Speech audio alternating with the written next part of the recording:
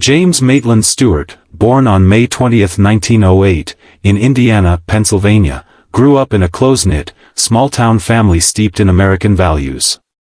His father, Alexander, ran a hardware store, while his mother, Elizabeth, a pianist, encouraged his love for music and theater. Known as Jimmy to locals, he was a shy, lanky boy who excelled in school, played the accordion, and built model airplanes. At 15, he performed in local plays, discovering a passion for acting, though he initially pursued architecture at Princeton University, graduating in 1932. His college theater work with the University Players, alongside future stars like Henry Fonda, shifted his focus to acting. After graduation, he joined Fonda in New York, performing in summer stock and landing small Broadway roles, including Goodbye Again, 1932. His Hollywood break came in 1935 when MGM signed him after a scout saw his stage work. His early roles in The Murder Man, 1935, and Rose Marie, 1936, were minor, but his awkward charm and distinctive drawl stood out. Director Frank Capra cast him in You Can't Take It With You, 1938, where his earnest, idealistic persona resonated with audiences. His breakthrough came with Mr. Smith Goes to Washington, 1939, playing a naive senator fighting corruption. The role earned his first Oscar nomination and made him a star, embodying the American everyman, honest, relatable, and principled. His collaboration with Capra continued with It's a Wonderful Life, 1946, now a Christmas classic.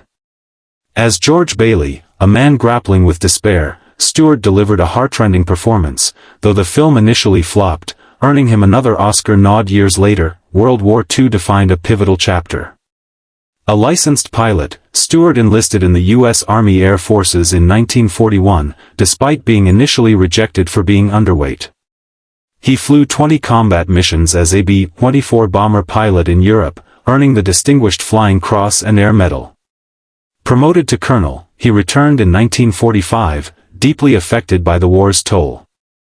His post-war roles reflected a new depth, seen in It's a Wonderful Life and Alfred Hitchcock's Rope, 1948, his first of 4 collaborations with the director. Harvey, 1950, playing a whimsical man with an invisible rabbit friend, showcased his comedic warmth, earning another Oscar nomination. His westerns, like Winchester 73, 1950, and The Man Who Shot Liberty Valance, 1962, revealed a tougher edge, while Rear Window, 1954, and Vertigo, 1958, with Hitchcock highlighted his ability to portray complex, obsessive characters. The 1950s and 60s were his peak. The Glenn Miller Story, 1954, tapped his musical roots, and Anatomy of a Murder, 1959, as a small-town lawyer earned his 5th Oscar nomination. He starred in The Man Who Knew Too Much, 1956, and The Flight of the Phoenix, 1965, balancing blockbusters with character-driven roles.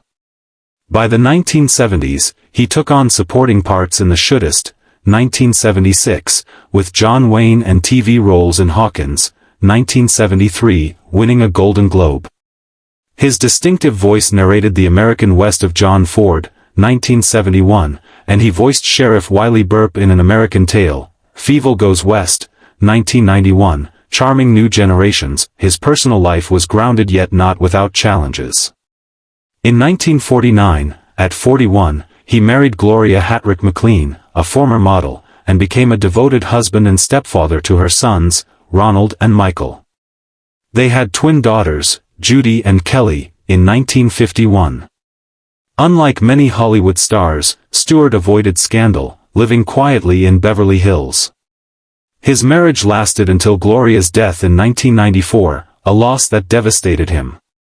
His close friendship with Henry Fonda, despite their opposing political views, Stewart a Republican, Fonda a Democrat, lasted decades, marked by shared hobbies like model airplanes. Stewart's conservative values led him to support the Vietnam War and Ronald Reagan, though he remained private about politics that he faced career slumps in the late 1960s as Hollywood embraced younger stars. Undeterred, he explored television, starring in The Jimmy Stewart Show, 1971 to 1972, and appearing on The Tonight Show, where his warm, self-deprecating humor won hearts. Health issues emerged in the 1980s, including hearing loss and heart problems. A pacemaker in 1991 slowed him, but he remained active, advocating for veterans and supporting the Boy Scouts. Gloria's death from lung cancer left him reclusive, and his own health declined. On July 2, 1997, James Stewart passed away at 89 in Beverly Hills from a pulmonary embolism, surrounded by family.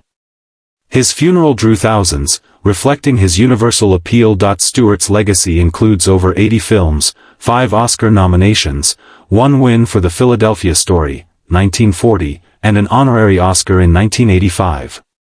The American Film Institute ranked him third among male stars. His everyman persona, marked by sincerity and vulnerability, influenced actors like Tom Hanks. His wartime heroism and philanthropy, including donations to children's hospitals, cemented his status as a national treasure. James Stewart's life was a blend of quiet heroism and heartfelt performances. He captivated audiences but faced war's trauma, career shifts, and personal loss. His warmth and integrity made him an enduring icon.